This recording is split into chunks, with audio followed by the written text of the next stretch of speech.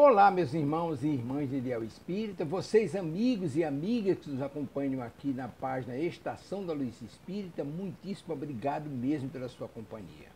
A nossa página Estação da Luz Espírita não tem fins lucrativos, o objetivo é a divulgação da doutrina espírita.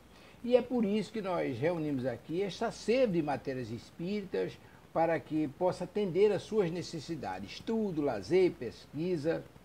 Você encontra aqui na nossa página Estação da Luz Espírita os livros da codificação, obras suplementares, entrevistas, palestras e os programas da Web Rádio Estação da Luz de Natal e Web Rádio Cristo Consolador de São Paulo.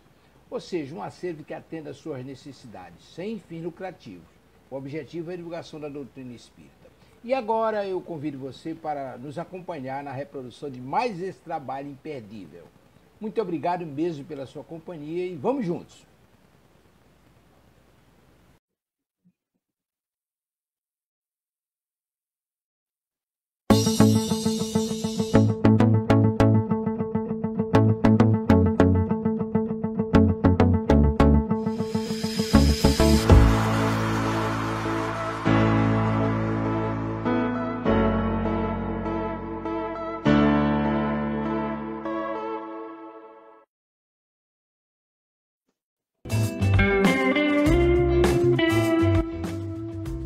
Olá, você gostaria de fazer parte do Clube do Livro Espírita Amélie Boudet?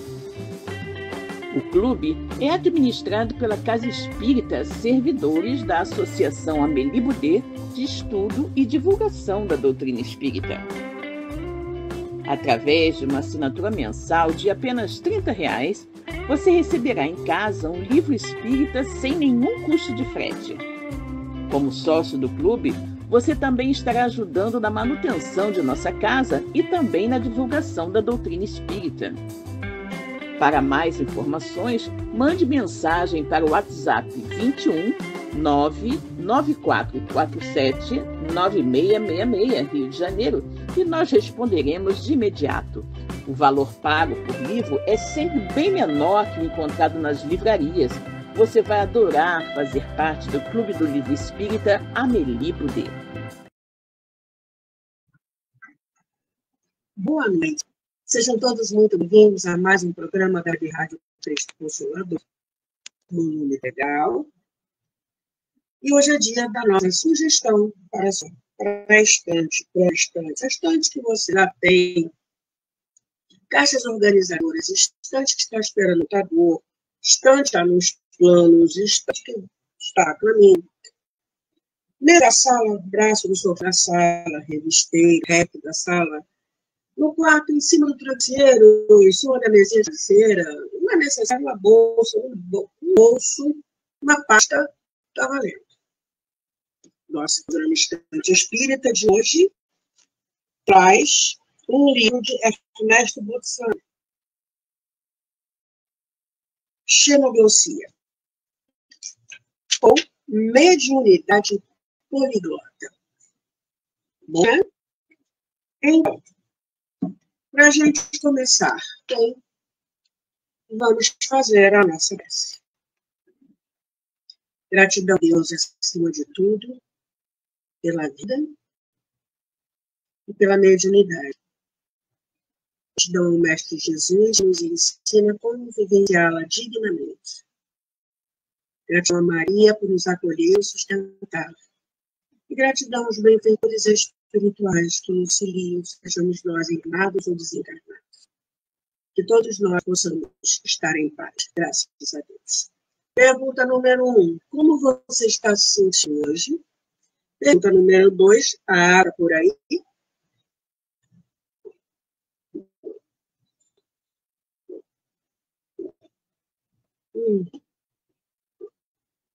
Que delícia.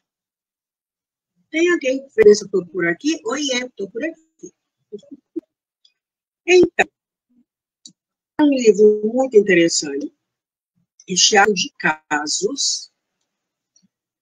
São 210 páginas, não é um grossinho assim, não, né? 5 capítulos. Depois da introdução, de casos com automatismo falante, casos com o automatismo escrevente, casos por meio da voz direta, casos por meio da escrita direta e a conclusão. Aí nós vamos para a introdução, já que Ernest Bolzano foi um grande pesquisador. Deixa eu pegar aqui os dados dele. Espírita.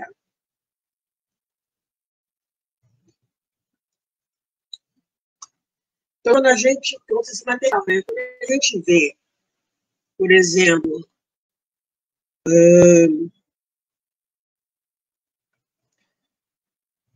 médiuns falando outras línguas, é isso.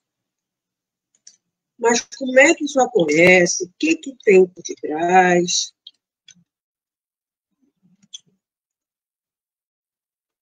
Vamos lá. Ernest Bolzano,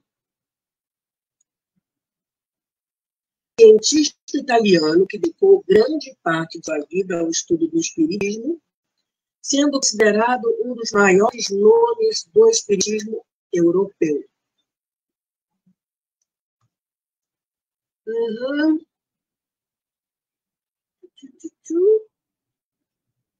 Mais alguma coisa aqui? Em 1971, começou a se ocupar da telepatia e principalmente do espiritismo. Estava todo mundo tentando entender o que estava acontecendo no doutrina espírita. Professor da Universidade de Turim, foi, antes de se converter ao espiritismo, materialista, cético, positivista. Pesquisador profundo, meticuloso. Escreveu mais de 35 obras, todas de caráter científico. Organizador de estudo experimental, um valioso concurso de 76 médiuns. Elaborou 9 monografias inconclusas. Os mais eruditos pensadores e cientistas italianos. Seu nome é Ernesto Bolzano.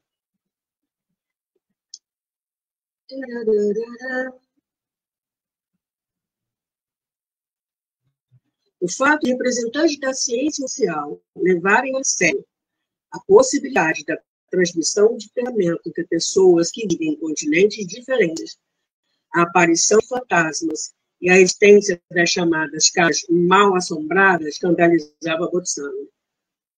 Somente após ler diversas outras obras é que Ernesto Bolzano resolveu dedicar-se por fim e verdadeiro fervor ao estudo aprofundado dos fenômenos espíritas, fazendo através das obras de Allan Kardec, Leon Denis, Gabriel Dane, Paul Givier, William Crookes, Alexander Aksakov e outros. Organizou um grupo experimental, no qual participaram muitos professores da Universidade de Gênova, e dentre, aqui, no decurso de 5 anos consecutivos, esse grupo propiciou vasto material à imprensa italiana e ultrapassando as fronteiras a vários países. Havia-se obtido a realização de quase todos os fenômenos, culminando com a materialização de 6 espíritos, de forma bastante visível e com a mais rigorosa comprovação. Dentre mais de 35 obras escritas, citamos A Crise da Morte, Comunicação Jônicas entre Vivos, Pensamento e Vontade, Metapsíquica Humana, e aqui, o de hoje, que é Xenoglossia.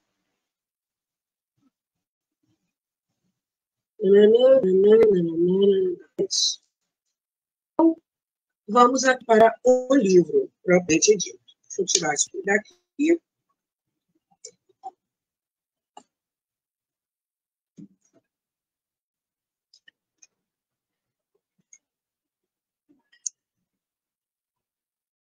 O termo xenoglossia foi criado, foi o professor Richer que o propôs. Quem foi Richer? Foi um cientista, professor da Sorbonne, criou o termo metapsíquica, que são os fenômenos que não são conhecidos por ciência, exemplo, a telepatia, a clarivideia e etc. E ele criou esse termo xenoglossia. Então, o termo xenoglossia foi o professor Richer quem o propôs. com o intuito de distinguir de modo preciso a mediunidade poliglota propriamente dita, pela qual os médiuns falam ou escrevem em línguas que eles ignoram totalmente, e às vezes ignorada de todos os presentes. E aí isso aconteceu com Chico Xavier, em que Emmanuel escreveu em inglês e de trás para frente não consigo. Só se podia ler quando colocava o espelho.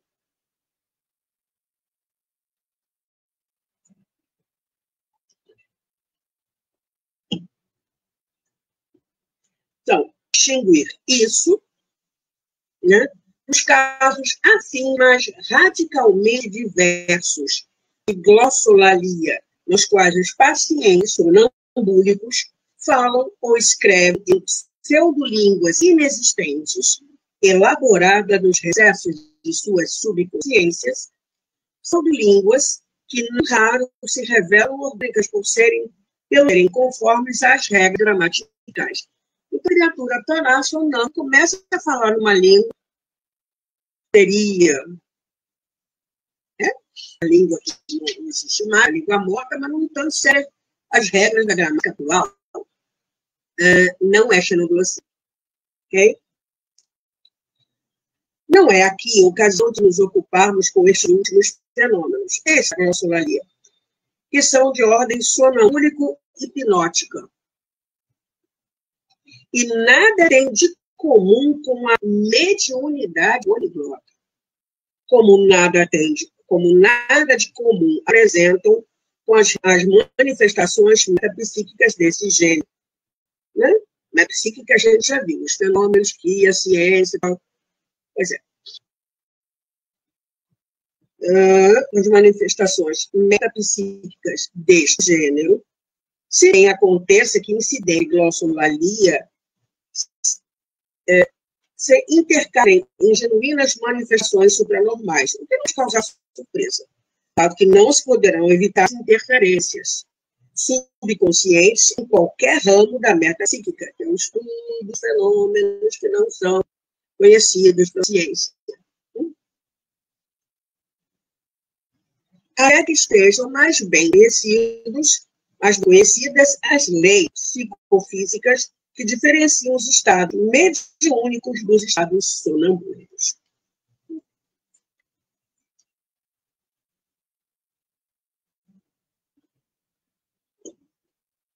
A coisa está tão interessante que um pesquisador descobriu alterações no DNA dos médiuns. Aí, quando a gente vê lá no Livro dos Espíritos, né, que a mediunidade física, ou menor na doutrina, não sei se é bem no Livro dos Espíritos, mas a mediunidade é física.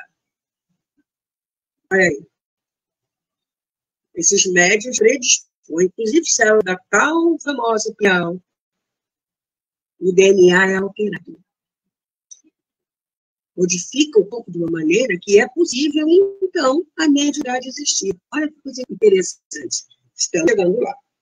Falando aqui com o Ernesto. Do ponto de vista teórico, a mediunidade poliglota se mostra uma das mais importantes manifestações da fenomenologia metapsíquica, pois, por ela, se elimina um só golpe todas as hipóteses de que disponha quem queira tentar explicá-la sem se afastar dos poderes supranormais inerentes à subconsciência humana. Portanto, a interpretação dos fatos no sentido espiritualista se impõe aqui de forma racionalmente inevitável. Quer dizer que, graças aos fenômenos de xenoglossia, se deve considerar provado que, nas experiências mediúnicas, intervêm entidades espirituais extrínsecas ao médium e a presentes. Não ignoro que os propugnadores, a todo custo, da origem subconsciente de toda a fenomenologia metapsíquica, não chegando a explicar as manifestações a preço por meio das hipóteses que dispõem, formularam timidamente uma outra, que se denomina memória ancestral. Gente, o pessoal inventa o trem. Quando não consegue explicar, começa a criar teorias em cima. E a cada nome, memória ancestral.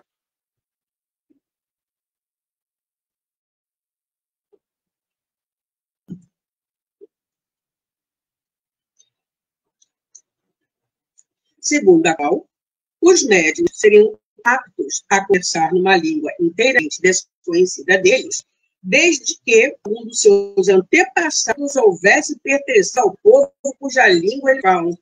Nossa, se temos que complicar, para que simplificar? Né? Ué?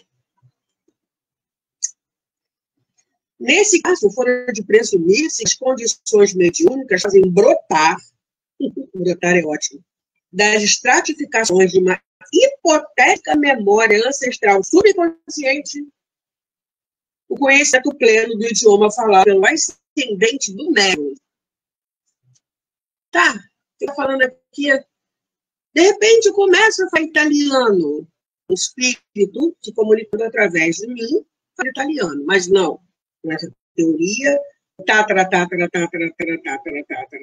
travou italiano, e lembro, né, a memória astral foi passada para assim, de geração em geração. Oi? Bem da história, importa lembrar que a hipótese da memória ancestral foi sugerida originariamente pela doutora russa Maria Manassena, porém com o intuito muito limitado de explicar outro fenômeno mnemônico bastante discutido, o da emersão de lembrança de acontecimentos que, na realidade, nunca se deram nessa vida daquele que os recorda.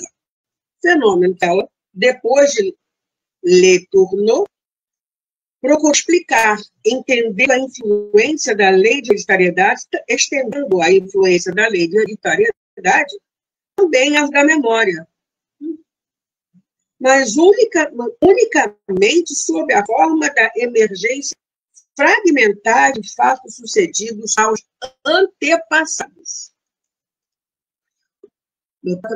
Aconteceu alguma coisa,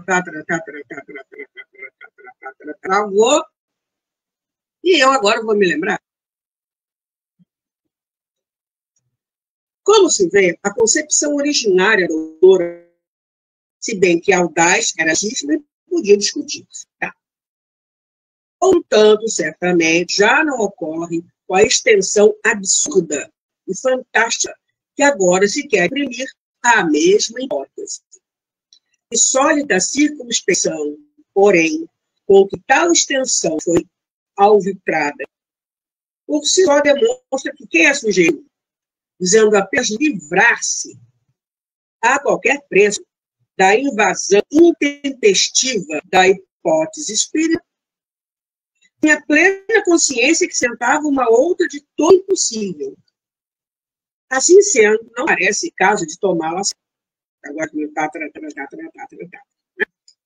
assim sendo, todavia, observarei que ela igualmente não apontaria os recentíssimos exemplos de médiuns que, até este momento, já conversaram numa dúzia de línguas diversas, o que leva a presumir que, com o prosseguimento das experiências, com a manifestação de novas personalidades de defuntos que pertenceram a outras raças, os médiuns em questão ainda darão prova de anteriores conhecimentos linguísticos.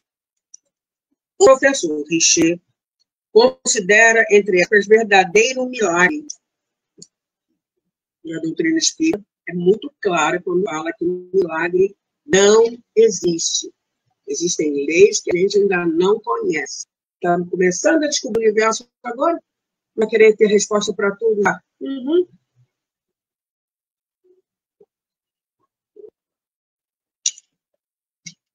É bem assim, não, né?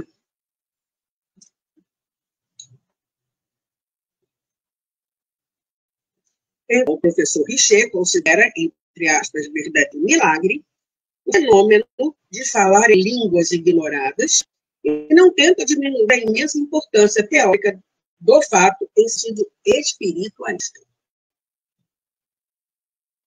Entretanto, acha que a existência dos fenômenos de xenoglossia, longe ainda de ficar provada, e com estas judiciosas considerações, conclui uma breve enumeração de episódios do gênero. Resumindo, a IRC que fala, nenhum dos casos expostos apresenta suficiente valor probante. Segue-se que não é possível se lhes conceda direito de cidadania no vasto domínio metapsíquica subjetiva. Ô, pessoal complicado. Seja, porém, como for, incline a crer que um dia, talvez distante, se terá de reconhecer autêntico um caso de tal natureza. Nessa expectativa, cumpre se apresentem exemplos melhores, que venham relatados de forma menos fragmentária, menos perfeita, que a que se nota, pelo menos até agora. E aí o Ernesto parece que eu sou isso, mas né? Não se pode negar que o professor Che tenha razão de exprimir-se, sim, com relação a quase todos os casos por ele citados, os quais, todavia, apenas representam pequeníssima parte dos que existem no gênero que tratamos. Infelizmente, o acervo dele se acha disperso um pouco por toda parte, livros, opúsculos, revistas, em condições de não serem facilmente encontradas pelos estudiosos. Estando as coisas neste pé, segue-se que, a aquele que quiser que os fenômenos de xenoglossia adquiram direito de cidadania no vasto domínio da metapsíquica, indispensável se torna que comece por reunir, aí o cientista está falando, né? Começa a botar ordem na casa, reunir e pôr em ordem um certo número deles, obedecendo a uma especial classificação. Foi o que me propus fazer com a presente monografia. Mas é inegável que, quando se empreende formar uma coleção de casos do gênero com que nos ocupamos, verifica-se que a observação do professor Richer pode estender muito além do que ele considerou.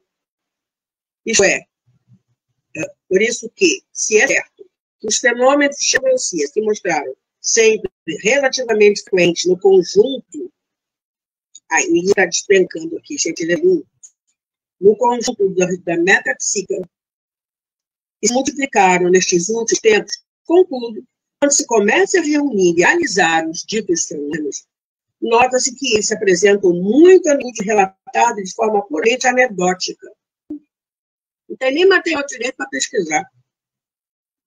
Com tal parcimônia de pormenores circunstanciais que não chegam a ser utilizáveis com o estudo científico, que tanto mais deplorável faz quanto as mais das vezes são episódios não só muito importantes, como patentemente genuínos. Mas aí, com essa história de Paulo vai dizer que é uma piada, né? Digamos, o meme da época, o que estava acontecendo. Daí decorre que a mestre dos fatos e a balança a enumerar parece pouca coisa, em confronto com o imponente material recolhido. Como quer que seja, por felicidade, entre os casos aqui apresentados, um número se conta dos que vêm referidos de maneira cientificamente apropriada, além de ser de data recente ou recentíssima. Devo também assinalar outro embaraço sério que encontrei ao organizar a presente classificação. Parou-se-me ele na circunstância de que certos casos clássicos de xenoglossia se revelam familiares a quem quer que seja versado em metapsíquica, e eu mesmo já tive ocasião de citar e contar em outros trabalhos. Como proceder essa conjuntura? Suprimi-los não me parece aconselhável, uma vez que assim a classificação, a primeira, pelo que concerne aos casos em exame, sairia muito lacosa. Tirei, então, da dificuldade, dando uma meia medida, a de os acolher mais para relatá-los em breves, se bem que adequados resumos. Do ponto de vista da classificação dos casos, observo que os fenômenos de xenoglossia produzem as seguintes modalidades várias de características específicas. Com o automatismo falante, que é a possessão mediúnica, ou seja, a mediunidade, com a mediunidade audiente, clareaudiência, caso em que o médium repete foneticamente as palavras que subjetivamente percebe, com o automatismo escrever de psicografia e tipologia, com a voz direta, com a escrita direta. Neste último, trata-se quase sempre de mãos materializadas, visíveis ou invisíveis, que escrevem diretamente as suas mensagens. Isso aqui era muito interessante. O pessoal fazia o seguinte: pegava um pedaço de papel em branco, guardava numa gaveta 500 chaves, dava um tempo, abria depois a gaveta, pegava um papel, tinha uma mensagem escrita lá. E na Bíblia tem, né, no Manuscrito de Baltazar, a mão escrevendo na parede. Todo mundo viu a mão. Pois é. Vamos aqui. Cumpre-se-lhe junto, finalmente, os poucos casos de fantasmas materializados que escreveram ou falaram em línguas ignoradas do médium. Dada esta explicação, entro sem mais demora no assunto. E aí ele começa, a caso por caso, como foi dito aqui no índice. Automatismo falante, escrevente, voz direta, escrita direta. E depois ele conclui. Para quem quer entender o fenômeno, estudar, excelente livro. Então, vou fazer a nossa prece. Quem está aqui pode me acompanhar, se assim desejar. E depois eu vou dar uma espiada do comentário, ver se deixou algum caso para mim. Vamos fazer a nossa prece. Gratidão, Pai, pelas potências da alma. Gratidão pela mediunidade. Gratidão, Mestre, pelos ensinamentos que nos chegam. Louvando, inclusive, que a mediunidade existe. Foi proibida por Moisés porque estava totalmente fora de controle e havia muita fraude. Mas hoje em dia, inclusive a de cura, nós temos como, Mestre Jesus, entendê-la. Tudo no Evangelho segundo o Espiritismo e os livros subsidiários. Muito obrigada. Gratidão a Maria por nos acolher e nos sustentar. E gratidão aos benfeitores espirituais e aos trabalhadores, como o Mestre Botsano, pesquisaram assuntos tão importantes para que a gente entenda e aprofunde o entendimento da doutrina espírita. Aprofunde esse entendimento da doutrina espírita. Seja nós encarnados ou desencarnados, todos possamos estar em paz, graças a Deus. Acabou meu tempo. Até a quarta-feira que vem, com outra sugestão de livro. Gratidão por ter estado aqui comigo. Fique bem. Tchau.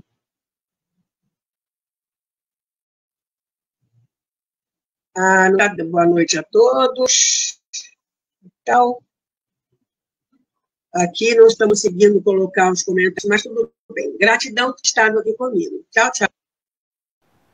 Chegamos ao final da nossa atividade. Muitíssimo obrigado mesmo pela sua companhia e espero você no próximo evento.